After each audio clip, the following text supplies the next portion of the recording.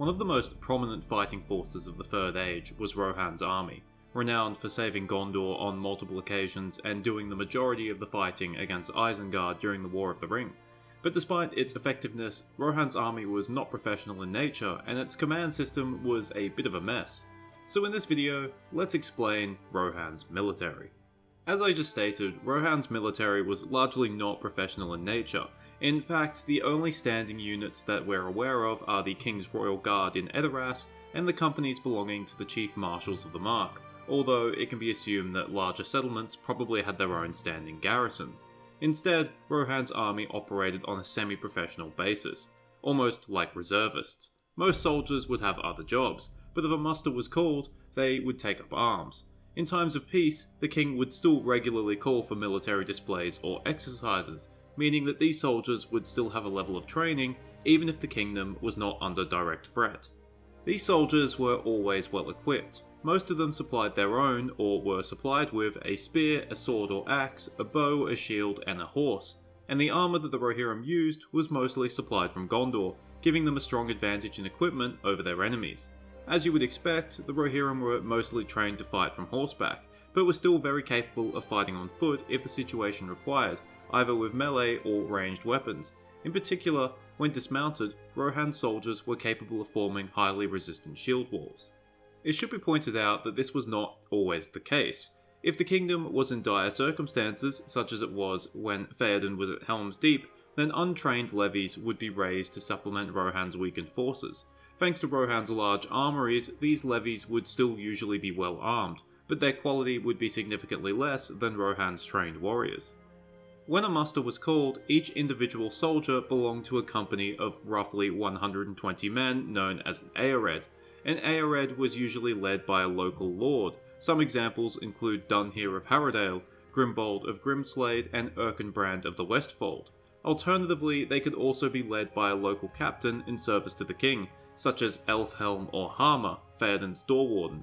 These Eoreds normally had a great degree of autonomy, and a leader of an Eored could raise their soldiers for any reason as long as it wasn't expressly forbidden by the king. If multiple Eoreds were operating in the same place, overall command would be designated to the highest ranked officer or lord present. In most cases, but not all, multiple Eoreds working together would be at the order of one of the Marshals of the Riddermark. Through most of Rohan's history, there were 3 Marshals of the Riddermark operating beneath the king, each with different roles. The first Marshal was directly in charge of the muster of Edoras and the surrounding lands, and that position did not change. However, the positions of the second and third Marshal were much more fluid. The second Marshal was usually assigned to a region that was most under threat, whereas the third Marshal was not. In Theoden's day, the position of the first Marshal was occupied by the king, and by the War of the Ring, the second Marshal was Theodred, Prince of Rohan, and the third Marshal was Eomer, the king's nephew and Lord of Aldburg. The second and third Marshals had the authority to call localized musters, such as what Theodred did in the Westmark, unless expressly forbidden by the king, but the authority to call a full muster of Rohan was only with the king himself. A full muster of Rohan was a rare event, and the Rohirrim had a special name for this army, an Eohare. In the days of King Folkwyne, a full muster of Rohan could raise as many as 100 Eoreds into an Eohare, or roughly around 12,000 men.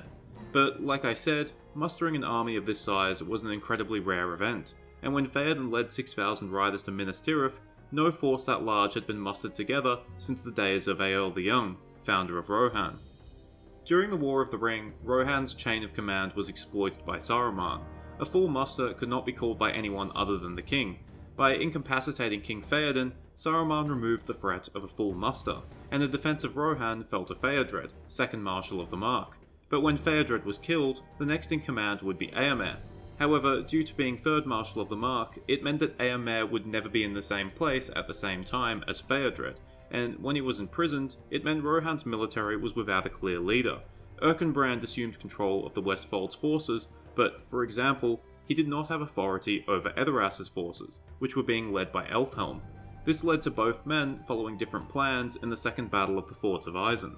Thus, when Eomer became king, he reorganized Rohan's command structure. The title of First Marshal was completely removed, and the titles of Second and Third Marshal were replaced with Marshal of the Westmark given to Erkenbrand, and Marshal of the Eastmark, given to Elfhelm.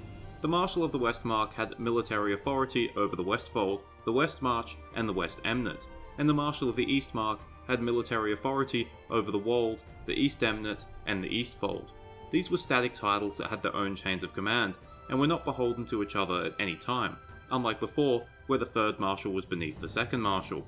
The king had military authority over the central region of the Fold and Edoras, and still had overall command of the entire military, but to prevent a Theoden-like situation happening again, the title of Underking was created. During a time of war, the Underking had two roles: to rule the realm in the king's absence, or to take command in the field should the king stay at home for any reason. During peace, the position of Underking was only filled if the king was sick or if old age had rendered them unfit to rule. In most occasions, the Underking would be the heir to the throne, provided he was of age. However, if the king only had one son, then they would not be sent into battle as the Underking, and instead someone else would have to be chosen. The changes to the command structure would have a number of benefits. It meant that if a marshal was to die, their replacement could be easily appointed from amongst their own lieutenants. And the position of Underking and the rules that applied to it meant that there could not be a situation where the kingdom was paralysed due to a sick king. It also meant that there could not be a situation similar to what happened to Theodred, where a single death punched a massive hole in the chain of command. Thank you for watching this short video. I hope you enjoyed it, or at least found it interesting. If you want to learn more about Rohan's army and command structure, you can find it in the Unfinished Tales, the Forts of Eisen chapter. It's an awesome chapter, and despite being in the Unfinished Tales, Tolkien did pretty much finish it. Cheers, farewell, and remember, the more jobs you give your son, the more likely he is to be killed while performing one of them.